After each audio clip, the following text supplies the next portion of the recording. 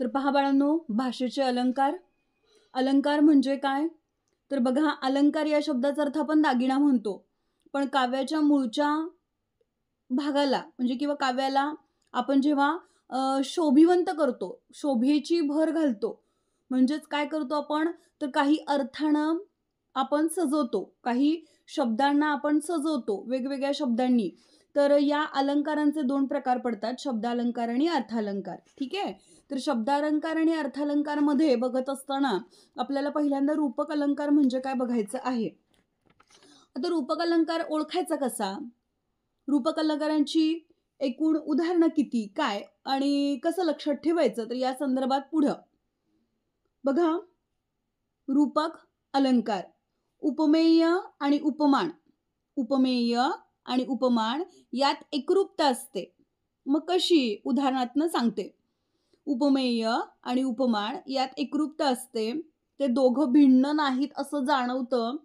असं वर्णन ज्या उदाहरणामध्ये आलेलं आहे त्याला आपण रूपक अलंकार म्हणतो.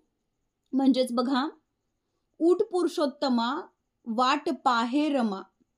ऊठ पुरुषोत्तमा वाट पाहे रमा, दावी मुख चंद्रमा सकळांसी. यांमध्ये कोण उपमेय आणि कोण उपमान आहे बघा. ऊठ पुरुषोत्तमा पांडुरंगाला, विठ्ठलाला म्हटलेलं आहे.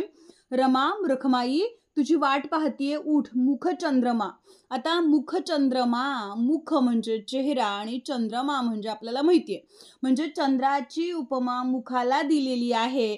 यामध्ये उपमेय आणि उपमान यांमध्ये तादम्य पावलेलं आहे, एकरूप झालेले आहेत. जणू चंद्राप्रमाणे असलेलं सुंदर मुख, मुख चंद्रमा हा यातला रूपक अलंकार आहे. समजते का? पहा. त्यानंतर पुढे जाऊया, आणखीन काय करता येते का बघूया आपल्याला.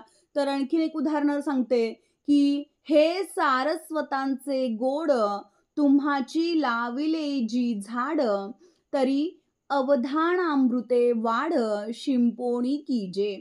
म्हणजेच काय बघा, ते एक वेगवेगळे उदाहरण आहेत.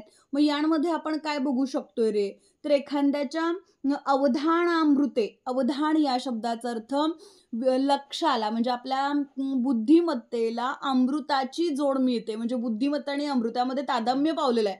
आणि तिथं सुद्धा एक रूपक अलंकार झालेला आहे. म्हणजेच काय रे, तर रूपकात आणखीन थोडं पुढं जाऊन 2 वस्तू उपमेय आणि उपमान हे एकच आहेत, एकच आहेत असं जेव्हा जाणवतं तेव्हा रूपक अलंकार होतो.